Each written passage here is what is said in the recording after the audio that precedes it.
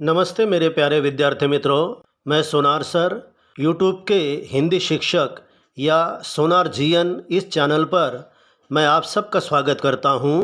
आज हम एक नई कविता लेने वाले हैं। हिंदी लोक भारती 9वीं कक्षा। कविता का नाम है स्वतंत्रता गान और इसकी विधा है प्रयाण गीत और इसके रचनाकार है गोपाल सिंह नेपाली। ये कविता प्रयाण गीत होने के साथ साथ उसे प्रेरणा गीत भी कहा जा सकता है। तो कविता का नाम है स्वतंत्रता गान और रचनाकार का नाम है गोपाल सिंह नेपाली। अब हम पद्य संबंधी जानेंगे। अनुक्रमणिका में इसकी विधा प्रयाण गीत ऐसी दी हुई है, लेकिन इसे प्रेरणा गीत भी कहा जा सकता है, क्योंकि प्रेरणा गीत वे गीत होते हैं जो हमारे दिलों में उतरकर हमारी ज़िंदगी को जूझने की, लड़ने की शक्ति और आगे बढ़ने की प्रेरणा देते हैं, हमारा हौसला बढ़ाते हैं। और प्रयाण गीत का भी लगभग वही अर्थ होता है। जब हम किसी विशेष कार्य के लिए आगे बढ़ते हैं तो ऐसे समय ये प्रयाण गीत गाया जाता है, जिसमें उत्साह होता है, उमंग और आशावाद होता है। प्रस्तुत कविता में गोपाल सिंह नेपाली जी ने स्वतंत्रता के दीपक को हर परिस्थिति में प्रज्वलित रखने के लिए प्रेरित किया है। चाहे कुछ भी हो जाए, हालात चाहे कितने भी बदल जाए, लेकिन स्वतंत्रता नाम का ये जो दीपक है, ये जो दिया है, वो हमें हर समय, हर पल और हर परिस्थिति में जलाए रखना है, उसे बुझने नहीं देना है। इससे पहले कि हम आगे बढ़े, एक बात मैं आपको बताना चाहता हूँ। जिन जिन शब्दों के नीचे मैंने अधोरेखांकन किया हुआ है, उनका अर्थ स्पष्टीकरण देते हुए मैं आपको बतला दिया करूँगा। और हाँ बच्चों, एक बात ज़रूर समझ लो कि ये जो कविता है, ये स्वतंत्रता पाने के बाद लिखी गई है। तो ये स्वतंत्रता, ये आज़ादी हमारे लिए कितनी अनमोल है और नई पीढ़ी को इसे बचाने के लिए क्या संघर्ष करना होगा या संघर्ष करने के लिए तैयार रहना होगा, ये बताने का प्रयास कवि ने यहाँ पर किया है। घोर अंधकार हो, चल रही बयार हो, आज द्वार द्वार पर यह दिया बुझे नहीं, यह निशीत का दिया ला रहा बिहान है। अंग्रेज़ों द्वारा हम पर थोपी गई जो गुलामी थी, जो परतंत्रता थी, वो बड़ी भयानक थी। करीबन 150 से अधिक साल उन्होंने हम पर राज किया, हमें लूटा खसोटा, हम पर अत्याचार किए। लेकिन उस समय के महान नेताओं ने, जिसमें महात्मा गांधी है, लोकमान्य तिलक जी है, भगत सिंह, राजगुरु, चंद्रशेखर आज़ाद, नेताजी सुभाष चंद्र बोस, पंडित जवाहरलाल नेहरू, सरदार वल्लभ भाई पटेल, सावरकर और न जाने कितने सारे नाम गिनाए जा सकते हैं। इन लोगों के कारण, उनके बलिदान के कारण हमें आज़ादी मिली। और अब हमें क्या करना है?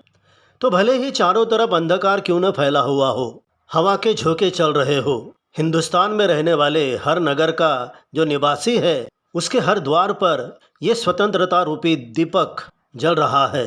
यानी हर हिंदुस्तानी इस स्वतंत्रता का आनंद ले रहा है, आज़ादी की खुली हवा में सांस ले रहा है।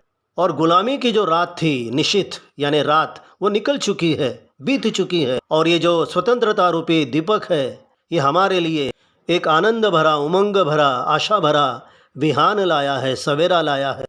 इस सवेरे का हमें स्वागत करना है। और बरसों से इसी बात का तो हमें इंतज़ार था ना, कि ये गुलामी की रातें कब कटे और आज़ादी का सवेरा या स्वतंत्रता का सूरज कब चमके। अब वो घड़ी आ गई है। शक्ति का दिया हुआ, शक्ति को दिया हुआ, भक्ति से दिया हुआ, यह स्वतंत्रता दिया हुआ, रुक रही न नाव हो, जोर का बहाव हो। देखो बच्चों, कवि ये कहना चाहते हैं कि जो पुरानी पीढ़ी थी, देश के लिए अपना खून बहाने वाले, अपने प्राणों का बलिदान देने वाले, उन्होंने बड़े ही शक्तिपूर्वक ढंग से अंग्रेज़ों के खिलाफ लड़ाई लड़ी और उतना ही शक्तिपूर्वक ये स्वतंत्रता नाम का दिया हमारे हाथों में उन्होंने सौंपा है। यानी आज के देश के जो नवयुवक है, जो नई पीढ़ी है, उनके हाथों में शक्ति के साथ दिया हुआ है।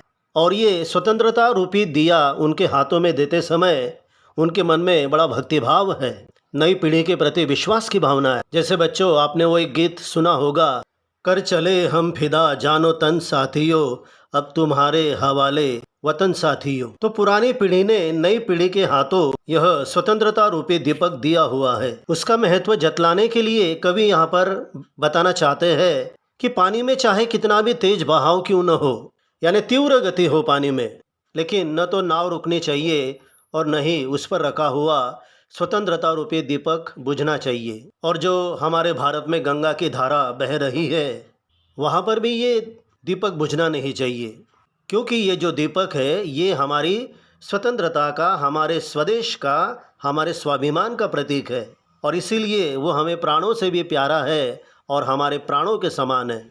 कवि आगे कहते हैं, यह अतीत कल्पना, यह विनीत प्रार्थना, यह पुनीत भावना, यह अनंत साधना, शांति हो अशांति हो, युद्ध संधि क्रांति हो, तीर पर कछार पर यह दिया बुझे नहीं, देश पर समाज पर ज्योति का वेतान है। यहाँ पर कवि हमें देश के अतीत के बारे में अर्थात भूतकाल के बारे में ले चलना चाहते हैं, बताना चाहते हैं कि ये भूतकाल बड़ा भयंकर था। केवल अंग्रेज़ों की बात छोड़िए, लेकिन उससे भी पहले कई बाहर के आक्रमणकारियों ने हमारे देश पर हमला किया और इसीलिए सदियों से हम आज़ादी का सपना देख रहे थे, स्वतंत्रता की कल्पना कर रहे थे। और इस आज़ादी को पाने के लिए हमने कई बार विनीत अर्थात नम्र भाव से प्रार्थनाएं की कि विदेशी आक्रमणकारी यहाँ से चला जाए। और यह प्रार्थना करते समय हमारे मन में बड़े पवित्र भाव थे और जिसका कभी अंत नहीं होगा। मतलब ऐसे अनंत रूप से हमने कठोर तप किया, तपस्या की, अर्थात विदेशी आक्रमणकारियों को यहाँ से हटाने के लिए हमने कड़ा संघर्ष किया, त्याग किया, कठोर मेहनत की अर्थात साधना की और उसी का सुफल हमें मिला कि हमें आज़ादी मिली। अब वर्तमान की बात करते समय कवि कहते हैं कि अब देश में चाहे कैसा भी माहौल हो, वातावरण हो, चाहे वो शांति का हो अशांति का हो, कई बार देश में किसी न किसी कारण से युद्ध हो जाते हैं, लड़ाई हो जाती है, तो कभी कभी संधि अर्थात समझौता भी हो जाता है, मेल हो जाता है, कभी परिवर्तन की लहर भी पैदा हो जाती है, अर्थात किसी बात को लेकर क्रांति हो जाती है। और इन सभी बातों का हमारा भारत का इतिहास गवाह है। इन सभी परिस्थितियों को ध्यान में रखते हुए ये जो स्वतंत्रता रूपी दीपक है, वो चाहे नदी का तीर हो, कछार अर्थात नदी का किनारा हो, तो ये दीपक बुझना नहीं चाहिए। जैसे किसी व्यक्ति की जब मृत्यु हो जाती है तो हम कहते हैं कि उसका प्राण रूपी दीपक बुझ गया, उसी तरह यहाँ पर देश के संघर्ष का, त्याग का और स्वाभिमान का या स्वतंत्रता का जो प्रतीक है ये दीपक, ये किसी भी अवस्था में बुझना नहीं चाहिए। क्योंकि इस दीपक की जो ज्योति है, इसका जो उजाला है, रोशनी है, वो मानो पूरे देश पर, समाज पर एक मंडप, एक आसमान जैसा काम कर रहा है, मानो वो हमें सुरक्षितता दे रहा है। और वैसे भी स्वतंत्रता का दूसरा नाम सुरक्षितता है, स्वाभिमान है। चलो आगे बढ़ते हैं विद्यार्थी मित्रों। 3-4 फूल है, आस पास धूल है, बांस है बबूल है, घास के दुकुल है, वायु भी हिलोर दे, फूंक दे चकोर दे, कब्र पर मज़ार पर यह दिया बुझे नहीं, यह किसी शहीद का पुण्य प्राणदान है। यहाँ पर कवि किसी स्थान विशेष की बात कर रहे हैं। समझ लीजिए ऐसी कोई जगह है जहाँ पर केवल 3-4 फूल पड़े हुए हैं और धूल भरी वो जगह है। कहीं बांस है तो कहीं बबूल का पेड़ है, कहीं घास का दुपट्टा है। दुकुल का मतलब होता है दुपट्टा, यानी घास उगी हुई है वहाँ पर और हवा तेज़ी से चल रही है। वायु भी हिलोर दे, हवा का झोंका पाकर वो घास लहरा रही है और वो हवा इतनी तेज है कि उसने उस घास को बिल्कुल झकझोर दिया है। चकोर का अर्थ होता है झकझोरना। और ऐसी भी अवस्था में कवि चाहता है कि ये जो दीपक है वो बुझे ना।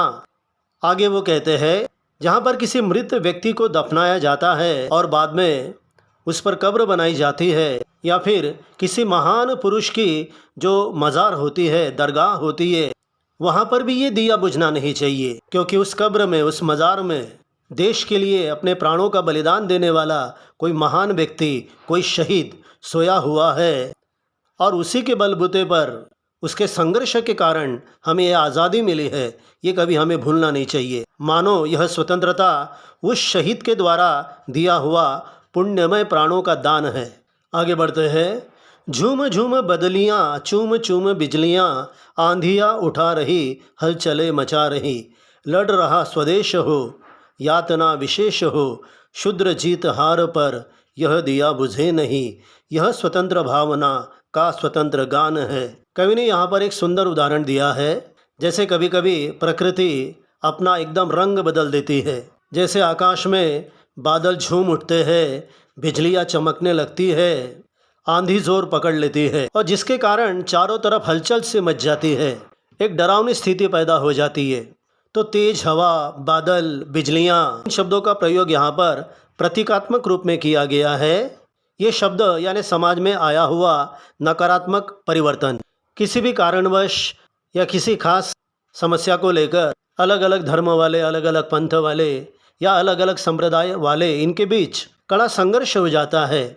इन लोगों के बीच दरार पैदा हो जाती है, सामाजिक अशांति पैदा हो जाती है और समाज को, देश को इन हालातों से लड़ना पड़ता है। और ये करते समय उसे विशेष यातना भी भुगतनी पड़ती है। या समझौता या सुलह करने वाले जो लोग होते हैं, उन्हें विशेष यातनाओं का, पीड़ाओं का सामना करना पड़ता है। और जिस बात के लिए ये लड़ाई होती है उसका कोई ज़्यादा मोल भी नहीं होता है। व्यर्थ या महत्वहीन बातों पर ये सब कुछ चलता रहता है। तो उस समय चाहे हार हो चाहे जीत हो, ऐसे अवसर पर भी ये स्वतंत्रता रूपी दीपक बुझना नहीं चाहिए, क्योंकि ये स्वतंत्रता रूपी दीपक जो है हर भारतवासी के हृदय में बसा हुआ उसकी स्वतंत्र भावना का प्रतीक है। वह एक स्वतंत्र गान है। तो इस प्रकार बच्चों, यहाँ पर ये कविता समाप्त होती है। इस कविता से हमें एक ही सबक लेना चाहिए कि बड़ी मुश्किल के बाद, बड़े संघर्ष के बाद, कई सारे स्वतंत्रता सेनानियों के बलिदान के बाद हमें ये जो आज़ादी मिली है, स्वतंत्रता मिली है, उसे बचाए रखना, उसे जीवित रखना। और जब जब देश के लिए बुरी परिस्थिति पैदा होगी उस समय सचेत होना, सतर्क होना, ये हर युवक का कर्तव्य बन जाता है। यही सीख देने वाली ये कविता है। तो यूट्यूब पर मेरा जो चैनल है हिंदी शिक्षक या सोनार जीएन इस नाम से, उसे आप अवश्य सब्सक्राइब कीजिएगा। धन्यवाद।